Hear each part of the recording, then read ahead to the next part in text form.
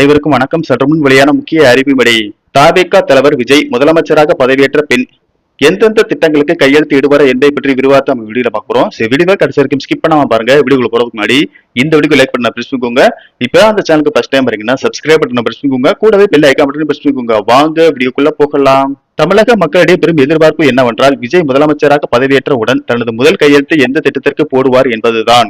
ஆண்டுக்கு 6 இலவச எரிவாயு சிலிண்டர். விஜய் தேர்தல் பிரச்சாரத்தின் போது அறிவித்த வாக்குறுதிகளில் மிகவும் கவனம் ஈர்த்தது இந்த சிலிண்டர் திட்டம் தான். இல்லத்தரசிகளுக்கும் குடும்ப செலவிலை கட்டுப்படுத்தும் முக்கியமான இந்த திட்டம் எரிவாயு உயர்வால் பெரும் சிரமத்தை எதிர்கொள்ளும் ஏழை மற்றும் நடுத்தர குடும்பங்களுக்கு பெரிய நிவாரணமாக இருக்கும். ஆண்டுக்கு 6 சிலிண்டர்கள் இலவசமாக வழங்கும் இந்த திட்டத்தில் தான் விஜய் தனது முதல் கையெழுத்தாக இடுவார் என்று பலரும் எதிர்பார்க்கின்றனர்.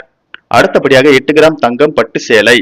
தவிக தேர்தல் அறிக்கையில் பெண்களுக்கான பல முக்கிய திட்டங்கள் இடம்பெற்றுள்ளன. ஏழை பெண்களின் திருமண உதவியாக 8 கிராம் தங்கம் மற்றும் பட்டு சேலை வழங்கப்படும். இந்த திட்டம் மிகவும் முக்கியமானதாக இருந்தாலும் இன்று ரீட்டைல் சந்தையில் ஒரு பவுன் தங்கம் 1,22,184 ரூபாயாக இருக்கும் வேளையில் இதற்கான நிதி ஆதாரம் உருவாக்க வேண்டும். அடுத்தபடியாக மாதம் ரூபாய் 2,500. தற்போது மகளிருக்கு மாதந்தோறும் வழங்கும் 1000 ரூபாய் தொகையை ரூபாய் 2,500 உயர்த்து வழங்கும் திட்டமும் விஜயின் முதல் முடிவுகளில் ஒன்றாக இருக்கும் என்று கூறப்படுகிறது.